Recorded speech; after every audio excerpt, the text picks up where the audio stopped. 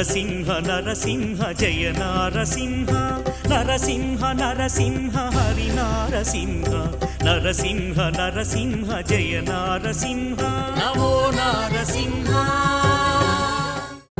సర్వాంతర్యామి తత్వాన్ని చాటడానికి శ్రీహరి అవతరించిన రూపం. హిరణ్యకశిపుని అజ్ఞాన అంధకారాన్ని తొలగించడానికి ప్రభవించిన దివ్య దీపం. మనస్ఫూర్తిగా నమ్మి కొలిచిన ప్రహ్లాద వరదమూర్తి. క్లిష్ట సమస్యలలో చేయూతనిచ్చే నిత్య చైతన్య స్ఫూర్తి. ఆ మహిమాన్విత మంగళదాయక స్వరూపం శ్రీ మహావిష్ణువు నరమృగ శరీర నరసింహావతార మూర్తిమత్వం. సింహగ్రావక్షేత్రావాస జయసింహ దైత్యాంత విద్యుద్ఘాత వీక్షారోక్ష నరసింహ విస్ఫుట విస్ఫుట కర్కశ చాలిత దీర్ఘహస్తా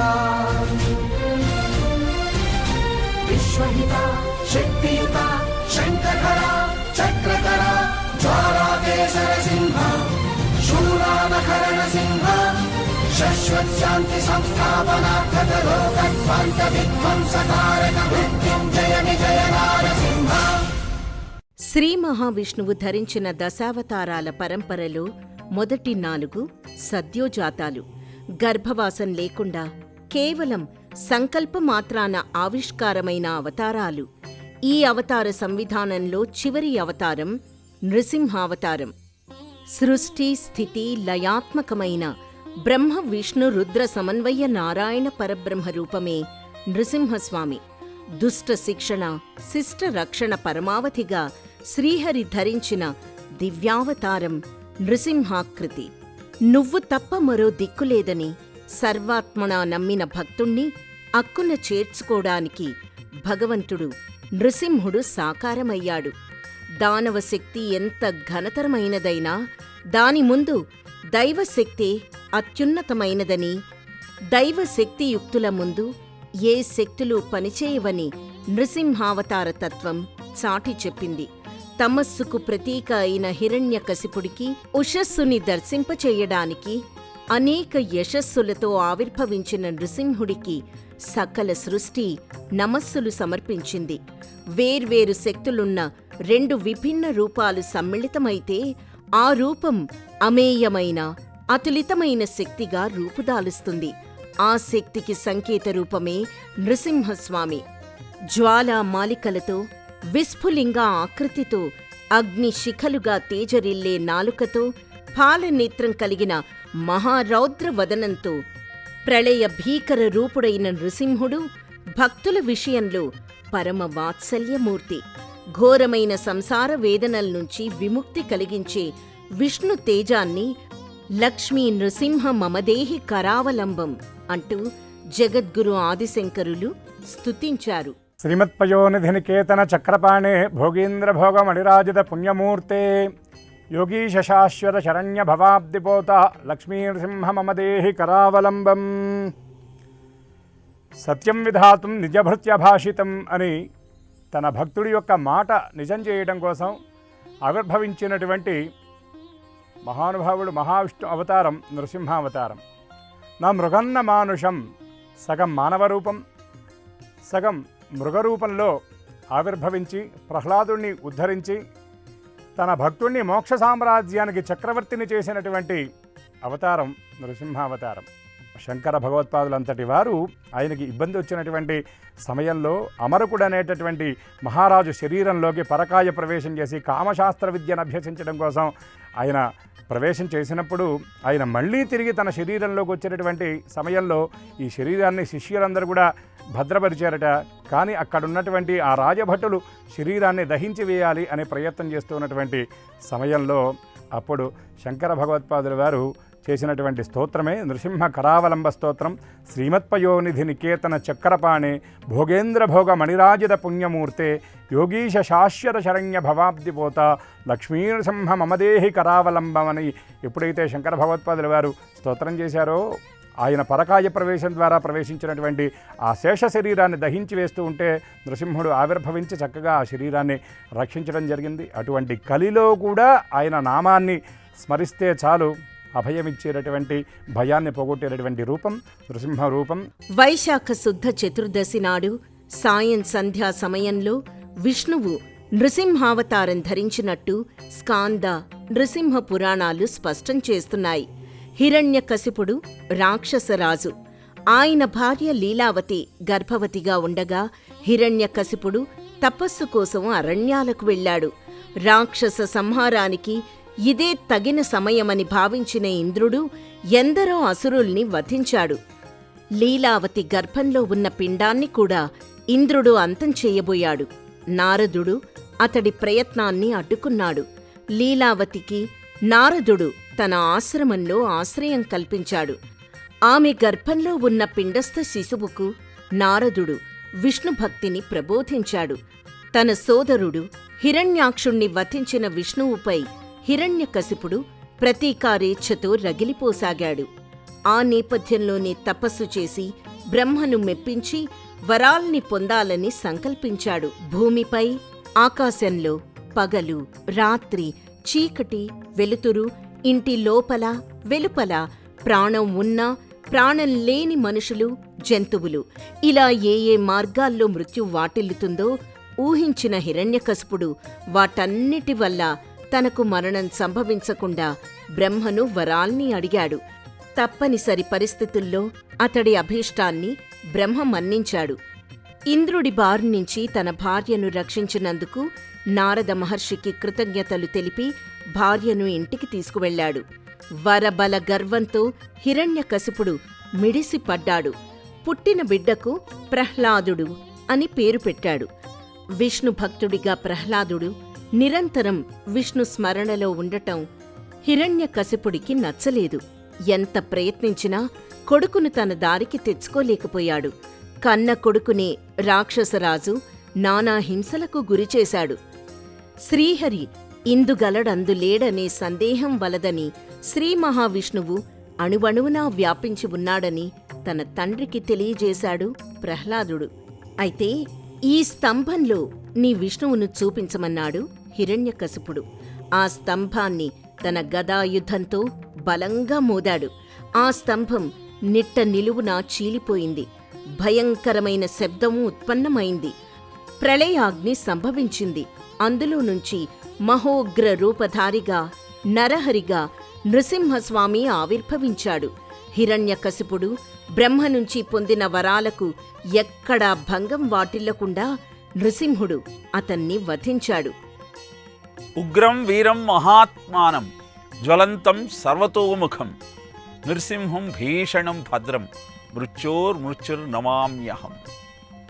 నరసింహస్వామి నామస్మరణతో నీ సకల దుఃఖాలు నాశనమై సకల భయాలు అంతమైపోతాయి. ఎందుకంటే నారం అంటే జీవ సమూహం, సింహం అంటే జీవ సమూహాల హృదయ గుహలలో ఉన్న చైతన్యమే ఆ నారసింహుడు.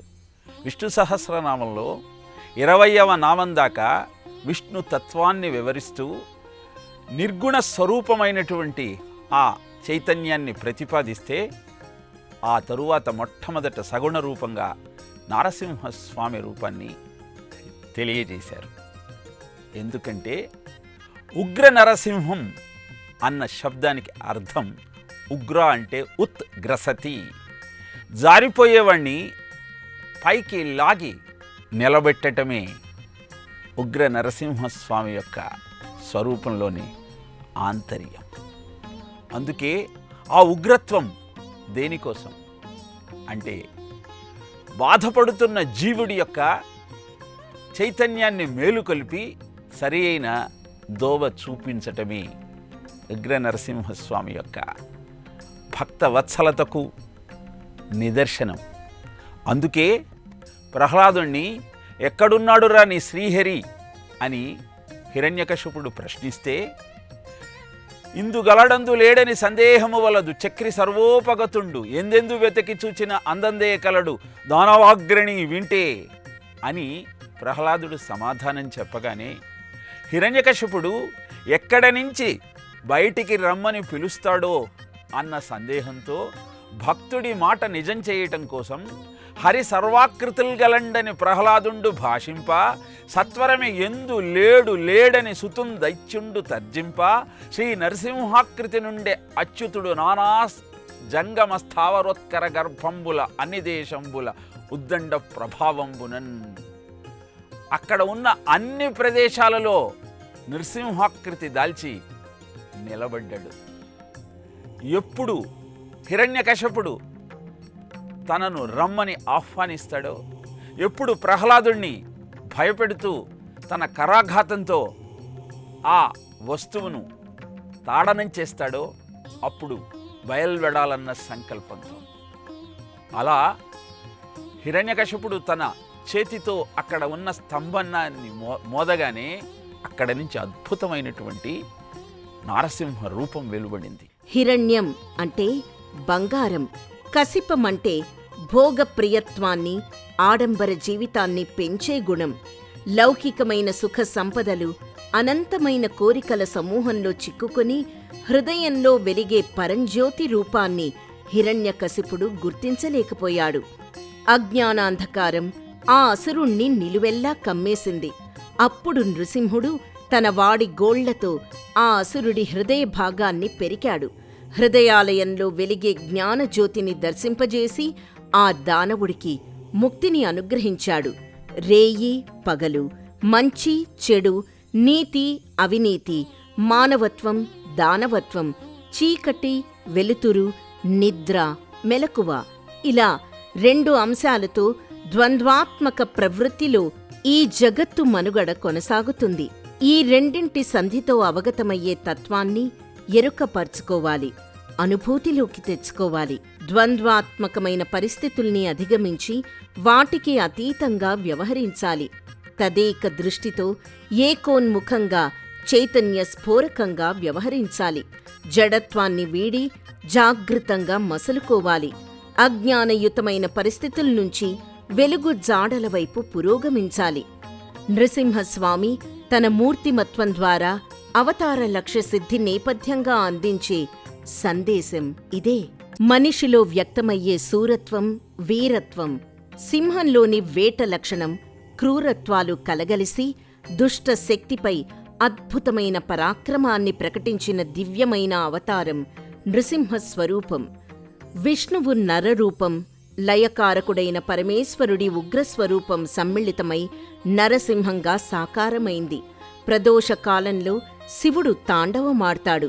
అసురీ శక్తులు అణగారి దైవశక్తి సమున్నతంగా ఉండే సందర్భమది. సంధ్యాకాలంలో దీపజ్యోతులు ప్రజ్వలితమవుతాయి. హరిహరాత్మక రూపధారిగా తన ఆవిర్భావానికి నృసింహుడు సంధ్యా సమయాన్ని ఎంచుకున్నాడు. మనుషులలో వ్యక్తమయ్యే రాక్షస గుణాల్ని అంతంచేసి ప్రహ్లాదత్వాన్ని అందించడమే భాగవత పరమలక్ష్యం. మనుషుల్లోని హిరణ్యకశిప లక్షణాల్ని పరిహరించి ప్రహ్లాద గుణాల్ని పెంపొందించడానికి నృసింహుడు ఆకృతి దాల్చాడు. పురాణాలలో సర్వోత్కృష్టమైన భాగవత లక్ష్యం మనిషిని ఆనందరూపునిగా నిలబెట్టడం. అందుకే భాగవతానికి ప్రధాన దైవంగా నృసింహస్వామిని ప్రతిపాదిస్తారు. న మృగం న మానుషం, ఇది మృగమూ కాదు మనిషి కాదు అని వ్యాసుడు పేర్కొన్నాడు. రెండూ కాదని చెప్పడమంటే ద్వంద్వాత్మక జగత్తంతా పరమాత్మ అని చెప్పడమే. నవవిధ భక్తులకే కాక వైర భక్తులకు నరసింహుడు మోక్షాన్ని అనుగ్రహించాడు. నవవిధాలైన నృసింహ రూపాలు వివిధ శక్తియుక్తుల్ని ఆవిష్కరించాయి. నర అంటే మరణం అని, సింహ అంటే నాశనం చేసేదనే అర్థాలు ఉన్నాయి. అంటే మరణాన్ని లేకుండా చేసే దివ్య స్వరూపం నృసింహం. పునర్జన్మ లేకుండా ముక్తిని అనుగ్రహించే పరమాత్మతత్వం నృసింహావతారంలో ప్రకటితమవుతుంది. స్తంభం అంటే నిశ్చల తత్వానికి ప్రతీక. నిశ్చల తత్వాన్ని యోగ ప్రక్రియ ద్వారా, ప్రాణాయామాన్ని అవలంబించడం ద్వారా సాధించవచ్చు. నిశ్చల తత్వే జీవన్ముక్తి అని ఆదిశంకరులు నృసింహావతార నేపథ్యంలోనే ప్రతిపాదించారు. సంసారకూపమతి ఘోరమగాధమూలం సంప్రాప్య దుఃఖశత సర్ప సమాకులస్య దీనస్య దేవ శరణాగతస్య లక్ష్మీ నృసింహ మమ దేహి కరావలంబం అంటూ ఆ నారసింహస్వామిని మనం కూడా ఆశ్రయించగలిగితే నీవే తక్క ఇతఃపరం బెరుంగా మన్నింపందగున్ దీనునిన్ రావే ఈశ్వర కావవే వరద సంరక్షింపు భద్రాత్మక అంటూ ఆశ్రయించగలిగితే ఏ విధంగానైతే ప్రహ్లాదుడు ద్వితీయాద్ భయం భవతి, స్వామి నీవు తప్ప ఇంకొక రూపాన్ని తలుసుకోవాలి అంటే నాకు భయం వేస్తోందయ్యా, కాబట్టి నాకు ముక్తిని ప్రసాదించు అని అభ్యర్థిస్తే నరసింహస్వామి అంటాడు, భోగేషు కుశలం, భోగేషు పుణ్యం, కుశలేషు పాపం, కలేవరం కాలజవేన హిత్వా కీర్తిం విశుద్ధం సురలోక గీతం. నాయన నువ్వు నిరంతరము అద్భుతమైన నారాయణ నామస్మరణ చేస్తూ అమేయమైన పుణ్యాన్ని సంతరించుకున్నావు. మరి ఆ పుణ్యాన్ని నువ్వు భోగం రూపంలో అనుభవించాలి.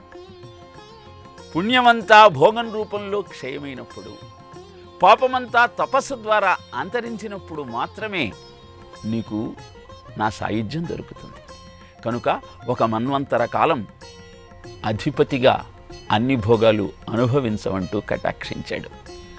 అలానే సుఖము దుఃఖము అనే ఈ రెండింటికి అతీతమైన అద్భుతమైన ఆ పారలౌకిక సుఖాన్ని అందుకోవాలి అంటే సగుణ రూపంగా నారసింహస్వామిని ఆరాధించినప్పుడు మాత్రమే అది సాధ్యమవుతుంది అన్న అద్భుతమైన సత్యాన్ని నరసింహ జయంతి సందర్భంగా ఆ స్వామిని గుర్తు చేసుకుంటూ ఉగ్రత్వము భక్తవత్సలత రెండు కలిసి ఉన్న రూపమే ఆ స్వామి రూపమన్న సత్యాన్ని గ్రహించే ప్రయత్నం చేద్దాం.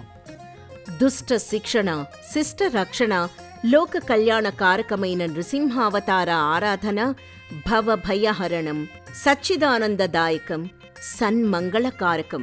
వేదాలు, ఉపనిషత్తులు, పురాణాల్లో అనేక చోట్ల నృసింహ ప్రస్తావన, స్వామి అవతార వైభవం విస్తారంగా ఉంది. ప్రత్యేకంగా నృసింహ తాపిని ఉపనిషత్లో నృసింహ వైభవం ప్రత్యేకంగా వర్ణితమైంది. కేవలం హిరణ్యకశిపుడి సంహారం కోసమే విష్ణువు నృసింహుడిగా ఆవిర్భవించలేదని ఈ గ్రంథాలు, పురాణాలు పేర్కొన్నాయి. భక్త సంరక్షణ దీక్షా విధిని నిర్వహించడానికి విష్ణువు సర్వాంతర్యామి అని చాటి చెప్పడానికి, భగవంతుడు భక్తుడి అభీష్టాల్ని సాకారం చేయడానికి సర్వదా సంసిద్ధుడై ఉంటాడని వెల్లడించడానికి స్వామి సాక్షాత్కరించాడు. ఆగ్రహం, అనుగ్రహం ఒకే సమయంలో ప్రకటించగల ఘటన సమర్థుడు నృసింహుడు. అర్ధమానవ, అర్ధసింహరూపంలో అత్యంత విలక్షణమైన రూపమిది. సగం మానవ రూపం, సగం మృగరూపం ధరించినటువంటి నా మృగన్న మానుషం నరకేసరిగా ఆ భగవానుడు ఆవిర్భవించి ఇంటా కాకుండా బయట కాకుండా ఆ కోట యొక్క గుమ్మం మీద, అలాగే ప్రాణములు ఉన్నా లేకుండా, అంటే ప్రాణములు ఉన్నటువంటి ఆయుధములు కాదు, ఏమిటి ఆయుధములు, నఖాయుధములు అంటే ఆ సింహం యొక్క గోళ్ళు, ప్రాణం లేదని చెప్పడానికి వీలు లేదు, ఎందుకంటే గోళ్ళు పెరుగుతూ ఉంటాయి కాబట్టి. అటువంటి ఆ జ్వాలామాలిక కీలికలు వెలువడుతూ ఉన్నటువంటి ఆ అగ్ని స్తంభం నుండి వచ్చినటువంటి ఆ నృసింహ భగవానుడు ఆ హిరణ్యకశిపుడి యొక్క ఆ ఉదరాన్ని చీల్చివేసి ఆ పేగులన్నీ కూడా పుట్టా తెంచి తన మెడలో వేసుకొని ఆ హిరణ్యకశిపుడిలో ఉన్నటువంటి ప్రాణానంతా కూడా హరించి ఇంకా ఆయన ఆ చెయ్యి లోపల పెట్టి ఇంకా వెతుకుతూ ఉన్నట్ట. ఏమిటి అంటే పంకంలో పద్మంలాగా వీడి ఉదరంలో ఇంకెవరైనా ప్రహ్లాదుడు లాంటి వాడు ఉన్నాడా అనేటటువంటి భావనతో ఆ విధంగా హిరణ్యకశిపుణ్ణి సంహరించడం కోసం ఆవిర్భవించినటువంటి విష్ణుమూర్తి యొక్క ఆవేశ అవతారమే నృసింహావతారం. ఇప్పటికీ కూడా ఆ నృసింహ భగవానుణ్ణి ఎవరైతే ప్రార్థన చేస్తారో, ఎవరైతే స్తోత్రం చేస్తారో, ఉగ్రం వీరం మహావిష్ణుం జ్వలంతం సర్వతోముఖం నృసింహం భీషణం భద్రం మృత్యుర్నమామ్యహం అని ఆయన మృత్యువుకు సైతం మృత్యువు వంటి వాడు. ఎవరైతే ఆ నృసింహ భగవానుణ్ణి ప్రార్థన చేస్తారో వాళ్ళకి సమస్త విధాలైనటువంటి భీతులు, బాధలు, దారిద్ర్యాలు తొలగిపోతాయి. అటువంటి ఆ హిరణ్యకశిపుడి సంహారం కోసం ఆవిర్భవించినటువంటి నృసింహావతారం చూసి అందరూ కూడా భయపడిపోయారట. దేవతలు ఎవరు కూడా దగ్గరికి రాలేకపోయారు. ఆ ప్రహ్లాదుడి మీద, నృసింహ భగవానుడి మీద అందరూ కూడా పుష్పవృష్టిని కురిపించారు. కానీ స్వామి యొక్క ఆవేశం చల్లారట్లేదు. ఎవరు వెళ్ళాలా ఆయన దగ్గరికి అని ప్రయత్నం చేస్తూ ఉన్నప్పుడు దేవతలందరూ కూడా లక్ష్మీదేవి దగ్గరికి వెళ్ళారు. అమ్మా, హరిసేవ నిపుణ మతివి, హరి సతివి, హరి గతివి, నీ వెళ్ళవమ్మా అంటే, ఈ పని నాది కాదయ్యా. ఏ బాలభక్తుడి కోసం, ఏ 5 సంవత్సరాల బాలకుడు నిజభక్తుడైనటువంటి వాడి కోసం ఆయన ఆవిర్భవించాడో అతనే దగ్గరికి వెళ్ళాలి అన్నప్పుడు దేవతలందరూ వెళ్ళి ప్రహ్లాదుడికి చెప్తే, నాకేం భయం, ఆయన సింహం అయితే నేను సింహపిల్లని, మీ అందరికీ భయం కలిగించేటటువంటి రూపంలాగా కనబడుతుందేమో, నాకు అభయమిచ్చే స్వామి అని దగ్గరికి చేరట ఆ ప్రహ్లాదుడు. ఆ బాలభక్తుడైనటువంటి, ఆ భక్తులలో భాగవతులలో ఉత్తముడైనటువంటి ప్రహ్లాదుడిని నృసింహ భగవానుడు ఆలింగనం చేసుకున్నాడు. రాక్షసరాజు కుమారుడైనటువంటి ఆ ప్రహ్లాదుడు ఇప్పటికీ కూడా భక్తుల్లో ప్రథముడిగా మనకి ప్రహ్లాద నారదాది అని ఆ భక్తుల వరుస చెప్పేటప్పుడు చెప్తారు. ఆ ప్రహ్లాదుడిని మోక్ష సామ్రాజ్యానికి చక్రవర్తిని చేశాడు. అటువంటి నృసింహ భగవానుణ్ణి ఎవరైతే సత్యభక్తితో, ఎవరైతే చిత్తశుద్ధితో ప్రార్థన చేస్తాడో ఆయన సమస్త శుభాలను కూడా ప్రసాదిస్తాడు. రాజ్యలక్ష్మీ సమేతాయ రాగద్వేష వినాశినే మహాయజ్ఞస్వరూపాయ శ్రీ నరసింహాయ మంగళం. ప్రదోష కాలంలో మహాదేవుడికి ఎలా పూజాది అభిషేకాలు నిర్వహిస్తారో నృసింహుడికి కూడా ప్రదోష కాలంలోనే అర్చనలు జరుగుతాయి. శివుడే విష్ణువు, విష్ణువే శివుడు అనే అద్వైత భావాన్ని నిరూపించే లీలా వైభవం ఇది. బ్రహ్మ పురాణంలో నృసింహ అవతార గాథ ఇతర పురాణాల కన్నా విభిన్నం. ఇందులో ప్రహ్లాదుడి ప్రస్తావన, హిరణ్యకశిపుడి విష్ణు ద్వేషం వంటివి ఏవీ లేవు. కేవలం ఋషులు, మునులు, దేవతల బాధల్ని ఉపశమింపజేయడానికి విష్ణువు నారసింహుడిగా అవతరించాడని ఉంటుంది. ప్రహ్లాదుడితో పాటు నృసింహోపాసన చేసి ఎందరో తరించారు. ఆది శంకర్లను కాపాలికుడు సంహరించబోయిన సందర్భంలోనూ, పరకాయ ప్రవేశ ఘట్టంలోనూ నృసింహుడే కాపాడాడని చెబుతారు. కేవలం స్మరణ మాత్రం చేత నరసింహుడు భక్తుల్ని ఆదుకుంటాడని చెప్పడానికి శంకరుల ఇతివృత్తం ఉదాహరణ. తొలి తెలుగు వాగ్గేయకారుడు అన్నమయ్య, తరిగొండ వెంగమాంబ, కైవార తాతయ్య ఇలా ఎందరో ముందుగా నృసింహోపాసకులై ఆపై వెంకటేశ్వరుడి సన్నిధి చేరి కైవల్యం పొందారు. భగవంతుడు తన భక్తుడికి ఆధీనుడు. ఈ విషయాన్ని అత్యంత స్పష్టంగా ప్రకటించిన అవతారం నృసింహుడు. ఆర్తత్రాణ పరిపాలకుడిగా, భక్తజన సంరక్షకుడిగా నిరూపించే అవతారాల్లో నృసింహావతారం శ్రేష్టమైనది. రాక్షస వధ కోసం మాత్రమే కాదు, దైవం చింతన, దైవం పట్ల నమ్మిక ఎంతటి మహత్తును ప్రకటించగలవో, భక్తికి ఎంతటి అపరిమితమైన శక్తి ఉందో నిరూపించడమే నృసింహ అవతార లక్ష్యం.